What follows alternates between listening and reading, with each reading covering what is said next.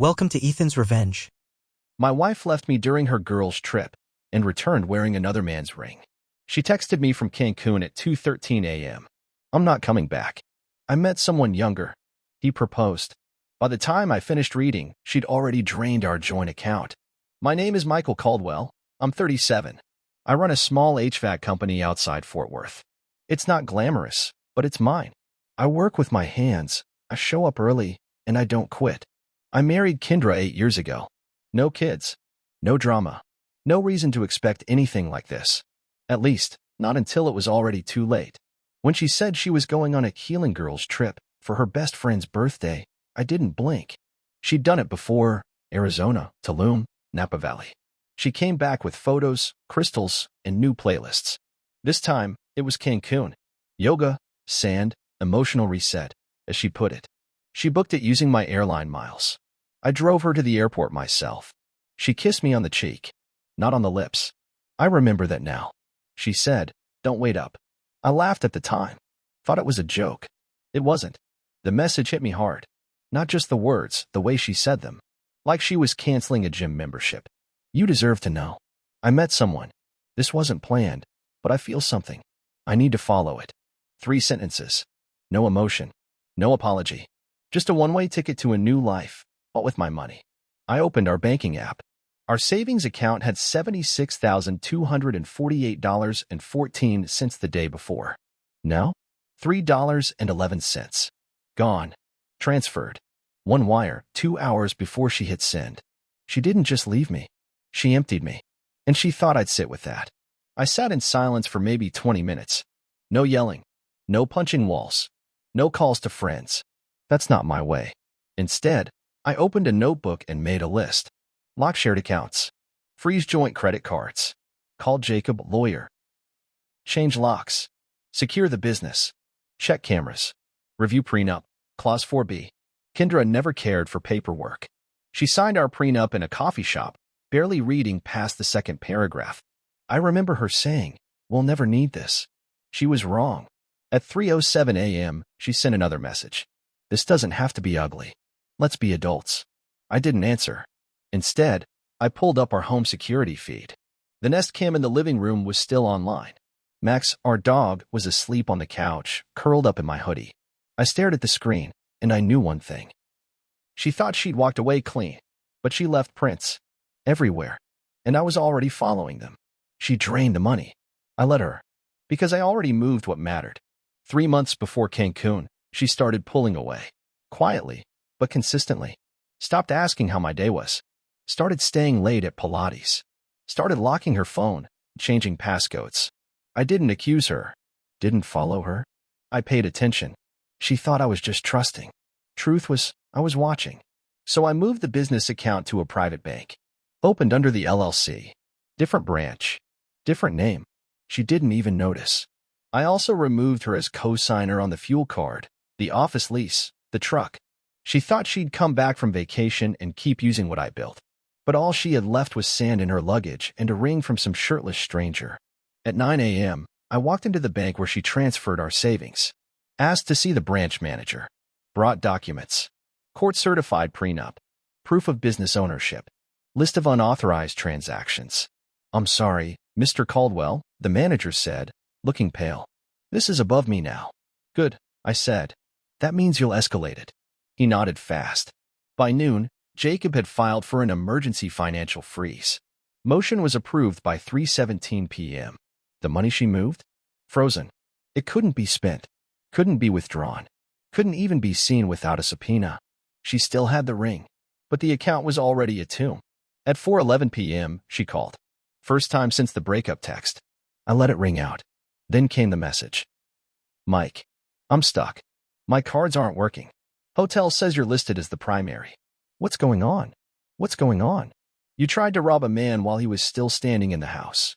That night, I poured a bourbon, sat on the porch, Max at my feet. I watched the sky go from blue to black. Calm.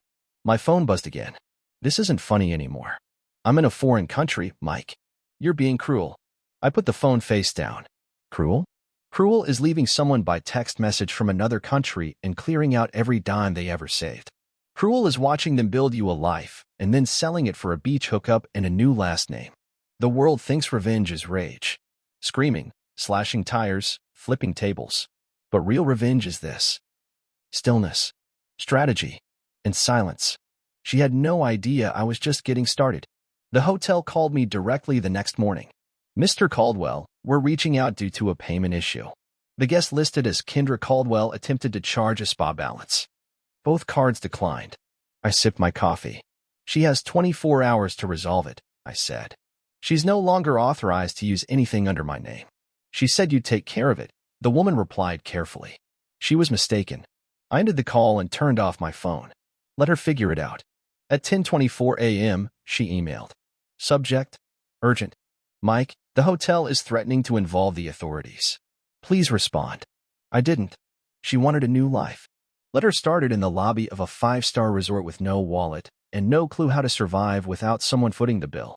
I logged into our home security system. Still active. She forgot I set it up. Forgot it saved footage to the cloud. I flipped through recent clips. 2 days before the trip, she had boxes delivered. Not to the house, to a P.O. box I didn't know about. From the labels, legal forms, stationery, notebooks, one from an online notary service. She hadn't just met someone on vacation. She'd been planning this for weeks. At noon, I met Jacob again. We sat in a quiet corner of a diner with copies of everything spread out across the table. The spa tried to bill you $428, he said, glancing at his phone. Then $219 for dinner. Declined both times. She thinks I'll fold if it gets uncomfortable. Jacob shook his head. You're playing chess. She's playing Uno. We filed another motion. This time to block any attempts to use marital property as collateral. Her name might be on the deed, but the loan? VA-backed, mine alone. No sale, no refinancing, no leverage. At 3:15 p.m., I got a call from a title agent. Young voice, friendly. Hi, Mr. Caldwell. This is Laurel with Texas Title Services. Kendra requested a rush valuation on your property. Is there a better time for you to sign the consent forms? I smiled. I didn't request anything. Oh, she said, confused. She said. She lies. I cut her off gently. If she calls again, let her know any action she takes without my signature is fraud. Pause. I'll make a note of that. Good. That night, another email came through. I don't understand what you're doing. I wrote one sentence. You will. Then I archived the thread. The next morning, she tried to list our house. She didn't call. Didn't ask. Just forwarded forged paperwork to a real estate agent named Trevor Bolton. I only know that because he emailed me the contract to countersign. He thought I was in on it. Just need your e-signature, Mr. Caldwell. Your wife said you're traveling. I stared at the attachment. Asking price, $319,000. Estimated value? $435,000. A cash buyer ready to close fast. She wasn't just running. She was liquidating. I called Jacob. She's trying to fire sale the house, I said. Did she use your signature? Something close to it. Jacob exhaled hard. We're moving to criminal territory now. Identity fraud, attempted illegal transfer, misrepresentation of ownership. Good. Let her keep going. At 11:08 a.m., I showed up at the real estate office. Laurel, the girl I'd spoken to before, looked like she'd seen a ghost. I'm sorry, Mr. Caldwell, she said quickly. We had no idea. Relax. I'm not here to yell. I'm here to clarify ownership. I showed her the original mortgage file. VA loan in my name only. Her signature missing from all loan docs. I slid over a certified copy of the prenup. I'm not here to block a sale, I added. I'm here to stop a theft. Laurel nodded. Understood. I walked out into the parking lot and opened the Nest app again. She was back from Mexico. I watched in real time as she walked into our house like she still owned it. Dropped her bag on the floor. Took off her shoes. Raided the fridge. She had no idea I was watching. At 1:43 p.m., she called. I picked up. Why can't I access anything? You can't sell what you don't own. You're being an asshole. No, I said. I'm being methodical. You're trying to punish me. I'm protecting myself. She went quiet. Then, we can fix this. You sent me a breakup text from another man's bed. I panicked. No, you planned. There's a difference. That evening, Jacob sent me a message. Call me. We found something. I picked up immediately. She forged more than just the house docs, he said. There's an application for a personal loan, $30K, submitted last week. Co-signed using your name. And approved. Not yet. But close. That was it. Now it wasn't just theft. It was a pattern. And patterns make cases. The loan application wasn't just forged. It was co-signed by a man named Tyler McKay. I didn't know the name. Jacob did. He's a flipper, he said. Real estate guy. Works mostly cash deals. Known for fast turnarounds and creative paperwork. And 3 previous sales involved spouses who filed for divorce within 60 days of closing. All women. All the husbands got screwed. My stomach turned. She's running a play, I said. She's not doing it alone, Jacob replied. Tyler's the closer. I went back through the Nest archive. 3 weeks ago, while I was on a job site north of Waco, a white BMW had pulled into our driveway. Tyler. He walked in with confidence. Like he lived there. He was holding blueprints. Wearing my Seahawks hoodie. I watched the footage 3 times. He fed Max. Poured himself coffee. Kissed Kendra in my kitchen. She didn't flinch. Didn't hide. They were already moving furniture. At 10 a.m. the next day, I drove to the address tied to Tyler's license. A cheap office space above a nail salon. I didn't go in. Just watched. He came out an hour later. Tan, smug, texting while walking. I took a photo of him. His car. His plates. Then I sent everything to Jacob with one line. Let's bury him. We filed a cease and desist to the lender reviewing the forged loan.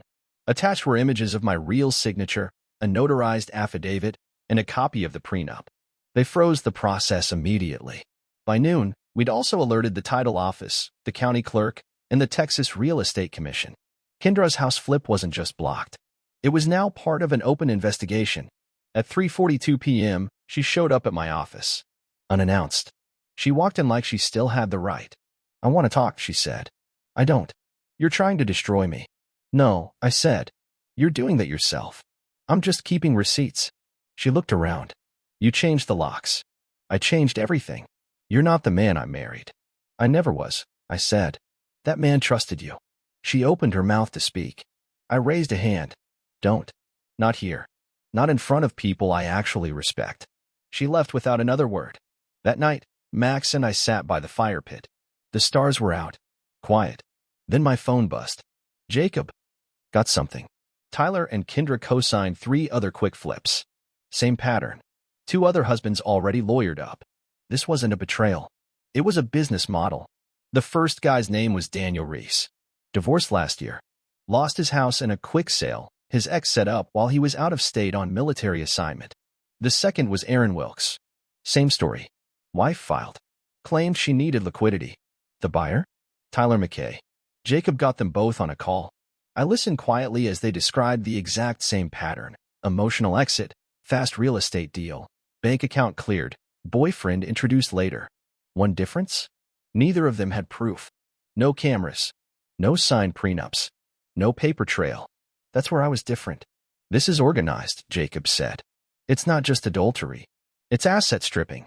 We're talking civil and criminal liability. You think the cops will care? He didn't hesitate. No. But the feds might. By Friday morning, I had a meeting with an agent from the FBI Financial Crimes Unit. We met in a quiet conference room downtown. Her name was Patel. No nonsense. Late 30s, blazer, eyes like glass. I handed over everything. Footage. Bank statements. The prenup. Emails. Screenshots. Loan applications. Tyler's license. Kendra's movement on Nest. She read in silence. When she looked up, she said, You did your homework. Wasn't a game, I said. Still isn't, she replied. You understand this could turn federal? I'm counting on it. That night, Kendra emailed again. Whatever you're doing, it's gone too far. I was emotional, but I didn't break the law. Tyler is just helping me get my feet under me. This isn't what you think. The next day, Patel called me. We've been watching Tyler for 6 months. Your material gives us exactly what we need. She paused. But here's the thing. If we open this case now, your wife will be named in the investigation. I figured. Legally, she might be looking at conspiracy, fraud, forgery, possibly wire. I stayed quiet. You sure you want to go that far? I looked around the room. At Max asleep in the corner. At the framed photo of the business I built with my bare hands. At the empty space on the wall where our wedding picture used to hang. She chose her side, I said. Okay, Patel said. We'll proceed. I ended the call and leaned back in my chair. She wanted a clean exit. She thought this was a soft escape. Take the money, take the house, take the future. But now, she was part of an open federal case.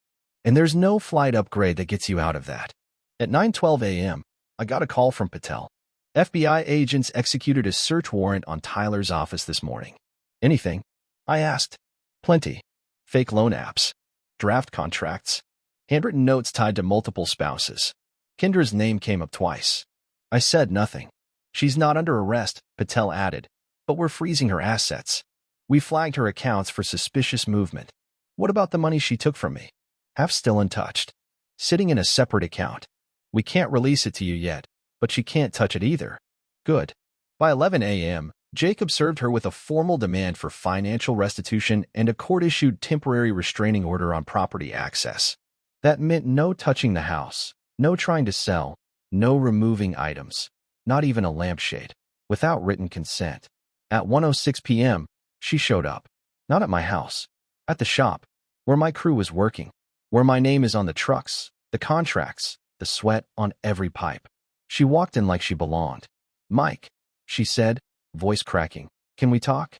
I stood behind the counter. My guys froze behind me. You shouldn't be here. I didn't know what Tyler was doing. You signed with him.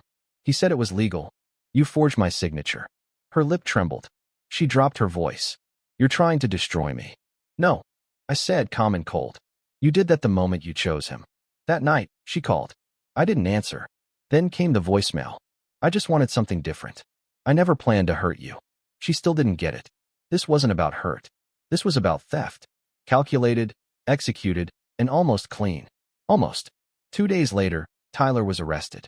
Charged with real estate fraud, forgery, and wire conspiracy across state lines. His mugshot was on the evening news. I watched it from the porch, whiskey in hand. Max lay beside me, ears flicking at passing cars. No one stopped. No one cried. No one came to save her. She sent me one more message that night. Please, can we at least talk? I wrote one word back. Subpoena. She wanted out. She got it. But she didn't expect the exit fee. Her lawyer called me the next morning. Soft voice. Measured tone. The kind of guy who uses words like amicable and closure. Mr. Caldwell, he said, my client is willing to negotiate. She understands mistakes were made, and she'd like to avoid a prolonged legal battle. Too late, I said. She's frightened. She didn't know Tyler was acting illegally. She signed forged documents. She wired stolen money. And she used my name for credit she never earned. Don't talk to me about fear. He cleared his throat. What exactly do you want? I paused. I want her to sign over everything. Full relinquishment of property rights. Waive any claims to the business. Public written apology. And I want her completely out of my financial life within 10 days. That's ambitious. It's generous. 3 hours later, Kendra herself called. She sounded different. Small. The fight had drained out of her voice. I didn't think you'd go this far, she said. You thought I'd fold. I thought you loved me. I didn't answer that. Mike, please. You don't know what it's like to be trapped. I almost laughed. Trapped? You left me with $3 and a dog. She sniffled. I thought Tyler had a plan. He promised. He had a plan, I cut in. And now he has a cell number. She stayed silent. You still don't get it, I said. This isn't about heartbreak. This is about theft. You didn't just leave. You tried to erase me and keep the life I built. I was scared. You were selfish. That night, Jacob sent over the draft settlement. It was brutal. No alimony. No claims. No future access to shared assets. Everything reverts back to me. The house. The company. Even the retirement fund. All legal. All bulletproof. All that was left was her signature. She had 5 days to respond. At 6:12 a.m. the next morning, I woke up to a single email from her. Subject line, agreed. No greeting. No emotion. Just a scanned PDF. Her signature on every page. One line in the body. I won't fight you anymore. I stared at the screen for a long time. Not because I felt bad, but because I finally felt free. The thing about betrayal is this. It doesn't kill you. It just teaches you who you are when everything's been stolen. And who I am is someone she never saw coming. She signed everything. Every page. No red lines. No edits. No conditions. Just silence. The official court order came through 2 days later. Final. Irrevocable. She gave up the house, the business, the car, the investment account I built brick by brick. Even the damn espresso machine she always claimed was hers. Gone. Jacob called me that afternoon. It's done, he said. You're clear. She has no legal or financial hold left. She's out. Everything filed, stamped, certified, enforceable. I nodded, though he couldn't see me. Thanks, Jacob. You earned it, he said.